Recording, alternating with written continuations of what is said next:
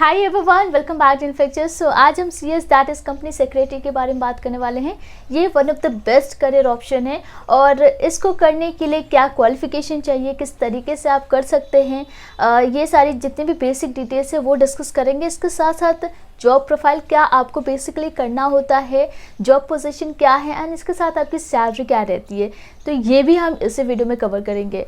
CS यानी कि company secretary एक प्रोफेशनल डिग्री कोर्स है और जो आपकी जनरल डिग्री कोर्सेज होती हैं लाइक BA BCom BSc, इसके बाद जॉब जो चांसेस होती है वो बहुत कम होती है और ये यूनिवर्सिटी या कॉलेज होती है वो अगर अच्छी हो तो ही आपकी प्लेसमेंट हो पाती है। अदरवाइज़ आप ऑफ कैंपस में जाके या खुद आपको अप्लाई करना पड़ता है और उसमें भी चांसेस बहुत कम होती है क्योंकि ये एक जनरल डिग्री है जिसको प्रेफरेंस बहुत कम मिलता है as comparison to professional degree course. So CA में ये आपके प्रोफेशनल डिग्री कोर्स है जिसको करने के बाद मैक्सिमम चांसेस होते हैं कि आपकी जॉब हो जाए और कोई ना कोई डेफिनेटली जॉब आपकी लग जाती है किसी न किसी पोजीशन के लिए। लेकिन CA में एक ऐसा हाई प्रोफाइल जॉब आपको यहाँ पे मिलता है जिसमें आपको कंपनी होल्ड करना होता है लाइक मैनेजमेंट, सेक्रेटरियल ऑडिट, यहाँ पे आपका लीगल एडवाइज़र की पोस्ट होती है। तो सारे पोस्ट के बारे में यहाँ पे हम डिस्कस करेंगे एंड स्टार्ट करने से पहले अगर आप CMA के बारे में भी जानना चाहते हैं तो वीडियो का लिंक डिस्क्रिप्शन बॉक्स में आप उसको भी देख सकते हो। ड्यूरेशन की बात करें तो अगर आप CS के हर एग्ज़ाम को फर्स्ट अटेम्प्ट में ही क्लियर कर लेते हैं तो 3 साल में आप CS कर सकते हैं। तो इंडिया में सिर्फ एक ही इंस्टीट्यूट है जो CS करवाती है और इसके अलावा और कोई इंस्टीट्यूट CS नहीं करवाती है। तो ICSI that is institute of company secretaries of India के द्वारा CS करवाया जाता है और ICSI के टोटल चार रीजनल ऑफिसर्स हैं। दिल्ली में है, मुंबई, चेन्नई, कोलकाता, ठीक है। तो दिल्ली इसका हेडक्वार्टर है एंड कितनी फ़ीस, कितना कॉस्ट लगता है, सब कुछ यहाँ पे हम कवर करेंगे। एलिजिबिलिटी के लिए मैं आपको बता दूँ, यहाँ पे 2 एंट्रीज़ होती है, 2 तरीके से आप CS बन सकते हैं। पहली एंट्री की बात करें जो कि आपका एंट्रेंस टेस्ट के थ्रू होता है। इसमें सबसे पहले तो 10th आप पास होने चाहिए। 10th के बाद आप रजिस्ट्रेशन कर सकते हैं लेकिन आप एग्ज़ाम के लिए अपीयर नहीं हो सकते हैं। 12th के बाद ही आप या 12th अपीयरिंग स्टूडेंट है तो ही आप CS का एग्ज़ाम दे सकते हैं। सो रजिस्ट्रेशन पहले करने का ये फ़ायदा होता है कि आप टाइम पे 12th के लिए अपीयर हो सकते हैं और अगर आप अवेयर है उन एग्ज़ाम के लिए तो आप प्रिपरेशन भी सही टाइम पे स्टार्ट कर सकते हैं।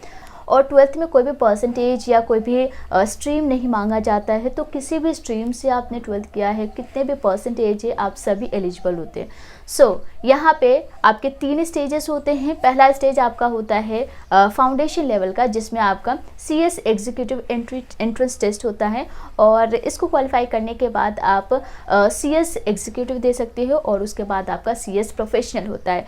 इन 3 स्टेज को क्वालिफाई करने के बाद आप CS बन जाते हैं। लेकिन यहाँ पे आपका टोटल 24 मंथ्स की ट्रेनिंग होती है जिसमें से 21 मंथ्स की मैनेजमेंट ट्रेनिंग होती है, ठीक है। और जो CS प्रोफेशनल है जो कि फाइनल एग्जाम होता है वो आप तभी दे सकते हैं जब आपने 9 मंथ्स की ट्रेनिंग कंप्लीट कर ली होती है, ठीक है।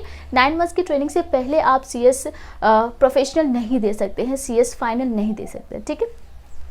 तो ये आपकी पहली एंट्री होगी एंट्रेंस टेस्ट वाली। सेकंड जो डायरेक्ट एंट्री है इसके लिए आपने ग्रेजुएशन किया है, पोस्ट ग्रेजुएशन किया है, CA फाइनल या CMA फाइनल किया है तो आप डायरेक्ट एंट्री के थ्रू, ये जो सेकंड प्रोसेस है इसके थ्रू आप CS बन सकते हैं। लेकिन ग्रेजुएशन में आपके कम से कम 50% होने चाहिए, ठीक है। 50% ग्रेजुएशन में नहीं है तो आप एलिजिबल नहीं है यहाँ पे डायरेक्ट एंट्री के लिए। सो यहाँ पे 2 ही स्टेज आपके होंगे, CS executive and CS professional and यहाँ पे भी आपको 24 मंथ्स की ट्रेनिंग होती है। सो ये जो क्वालिफिकेशन है इससे रिलेटेड कोई भी डाउट है आप हमें कमेंट करके ज़रूर से पूछिए क्योंकि क्वालिफिकेशन को लेके हो सकता है थोड़ा बहुत डाउट हो अगर आप फर्स्ट टाइम CS के बारे में जान रहे हो, ठीक है। सिलेबस की बात करते हैं तो सबसे पहले मैं आपको पेपर बता देती हूँ टोटल कितने पेपर्स होते हैं। फाउंडेशन यानी कि आपका CS एग्जीक्यूटिव एंट्रेंस टेस्ट जो होता है उसमें आपके टोटल 4 पेपर्स होते हैं और उसके बाद जो CS एग्जीक्यूटिव होता है उसमें टोटल 8 पेपर्स होते हैं। मॉड्यूल 1 में आपके टोटल 4 पेपर्स, मॉड्यूल 2 में आपके 4 पेपर्स होते हैं। टोटल 8 पेपर्स आपके CS एग्जीक्यूटिव में होते हैं और उसके बाद CS प्रोफेशनल में टोटल 9 पेपर्स होते हैं। मॉड्यूल 1 में आपके 3 पेपर्स होते हैं, मॉड्यूल 2 में आपके 3 पेपर्स होते हैं और मॉड्यूल 3 जो होता है उसमें भी आपके 3 पेपर्स होते हैं। लेकिन जो 3rd मॉड्यूल होता है उसमें आपको आपका जो 2 पेपर होता है वो कंपलसरी होता है। 3rd जो पेपर होता है उसमें आपके पास कई सारे ऑप्शंस होते हैं और उसमें से आप एक ऑप्ट कर सकते हैं, ठीक है। और यहाँ पे इंग्लिश और हिंदी दोनों ही लैंग्वेज में आप एग्ज़ाम दे सकते हैं, बट आपका जो बिजनेस कम्युनिकेशन है उसको छोड़ के, ठीक है। तो पेपर जो होता है आपका मल्टीपल चॉइस क्वेश्चंस भी होते हैं, सब्जेक्टिव क्वेश्चंस भी होते हैं। बेसिकली यहाँ पे कुछ पेपर्स होते हैं जिसमें आपके मल्टीपल चॉइस क्वेश्चंस होते हैं, 100 क्वेश्चंस होते हैं 100 मार्क्स के, और वहाँ पे नेगेटिव मार्किंग भी होती है, ठीक है। और कुछ पेपर आपके सब्जेक्टिव भी होते हैं। क्वालिफाइंग मार्क्स की बात करें तो सीएस के एग्ज़ाम को क्वालिफाई करने के लिए आपको इंडिविजुअल सब्जेक्ट में 40% स्कोर करने होते हैं और एग्रीगेट आपको 50% स्कोर करने होते हैं ओवरऑल। फॉर एग्जांपल जो फाउंडेशन होता है उसमें आपके 4 पेपर्स होते हैं, हर पेपर में आपको मिनिमम 40% स्कोर करने हैं एंड ओवरऑल जो आपका 400 मार्क्स का जो पेपर होता है उसमें से आपको मिनिमम 200 मार्क्स स्कोर करने हैं क्वालिफाई करने के लिए। आई होप आपको समझ में आ गया है। सो नेक्स्ट हम फीस की बात करते हैं। तो सीएस बनने के लिए टोटल कॉस्ट कितना लगता है उसके लिए मैं आपको बता दूं, जैसे कि 2 एंट्रीज़ हैं, दोनों की जो फीस है थोड़ा सा डिफरेंट है।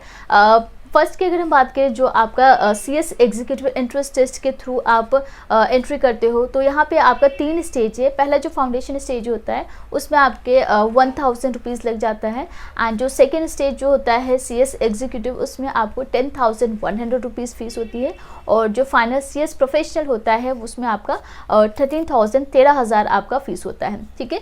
इसके बाद यहाँ पे जो डायरेक्ट एंट्री होता है जिसमें आप डायरेक्टली सीएस एग्जीक्यूटिव देते हो उसकी जो प्राइस होती है वो 15,100 रुपीज़ होती है। इसमें आपको 5,000 एक्स्ट्रा पे करनी होती है एग्जाम्शन के लिए, क्योंकि यहाँ पे डायरेक्टली आप एग्जीक्यूटिव टेस्ट दे रहे हो सीएस एग्जीक्यूटिव, और फाउंडेशन जैसे कि आपने नहीं दिया तो उसको पे करने के लिए आपको 5,000 रुपीज़ देना होता है, ठीक है।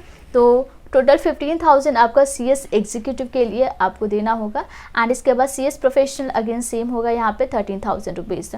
तो ये आपकी प्राइस होती है, बट इसके अलावा आपकी जो एग्जामिनेशन फ़ी होती है वो 1200 रुपीज़ होती है पर मॉड्यूल। हर एक मॉड्यूल के लिए आपको 1200 रुपीज़ एग्जामिनेशन फ़ी पे करनी होगी। तो फाउंडेशन में आपका 1200 रुपीज़ होगा, उसके बाद सीएस एग्जीक्यूटिव के लिए आपका टोटल 1200 प्लस 1200 होगा क्योंकि आपके 2 मॉड्यूल्स होते हैं एंड जो सीएस प्रोफेशनल होता है उसमें आपका 3 मॉड्यूल होता है तो उसके अकॉर्डिंग आपको 1200 रुपीज़ पर मॉड्यूल एग्जामिनेशन फ़ी हो जाती है। तो ये टोटल आपका कॉस्ट लग जाता है सीएस बनने के लिए। ओके, आई होप फीस भी आपको समझ में आ गई होगी।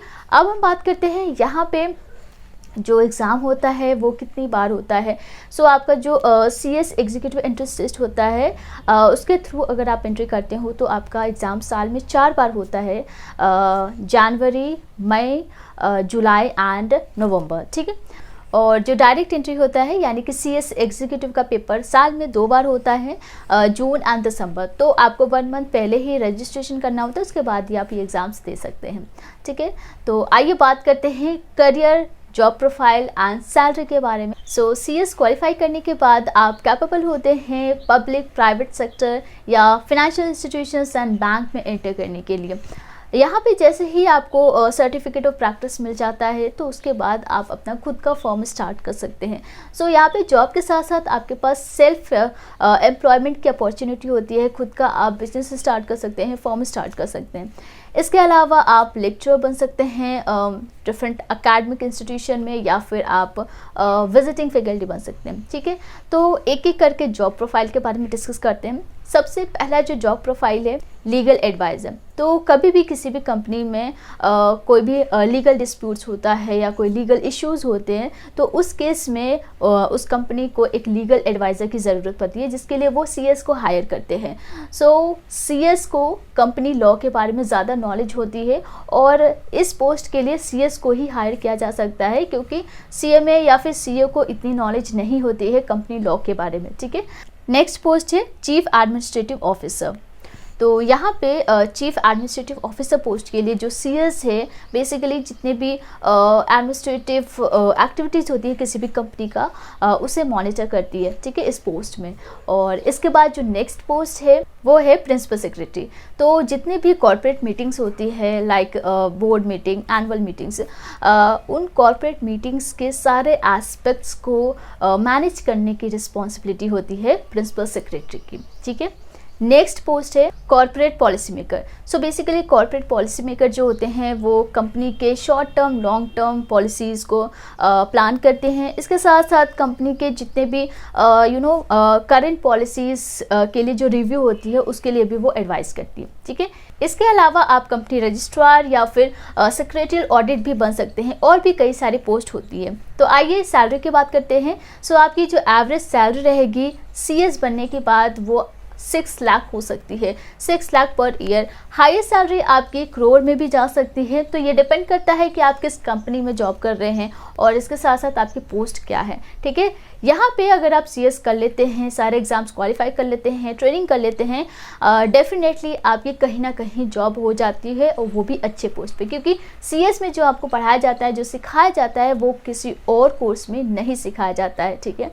और कुछ चीज़ें होती हैं जो CS, CA और CMA में भी होती है, लेकिन कुछ चीज़ें हैं जो सिर्फ और सिर्फ CS के स्टूडेंट को ही पढ़ाया जाता है, ठीक है। और यहाँ पे जो आपको स्टाइपेंड मिलता है जब आपकी ट्रेनिंग होती है 24 मंथ्स की, जो स्टाइपेंड है वो CA एंड CMA के कंपैरिजन में ज़्यादा मिलता है, ठीक है। कोई डाउट है आपको CS से रिलेटेड, इस एग्जाम पैटर्न या सिलेबस से रिलेटेड कुछ भी, तो आप हमें कमेंट करके पूछ सकते हैं। और चैनल को अभी तक सब्सक्राइब नहीं किया तो सब्सक्राइब करके नोटिफिकेशन ऑन कर लीजिएगा, क्योंकि ऐसे और भी करियर अपॉर्चुनिटीज़ के बारे में हम डिस्कस करते रहते हैं, जिसके लिए रेगुलर बेसिस पे मैं आपके लिए वीडियो लेके आती हूँ।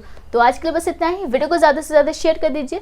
So thank you so much. मिलते हैं नेक्स्ट वीडियो में नेक्स्ट टॉपिक के साथ।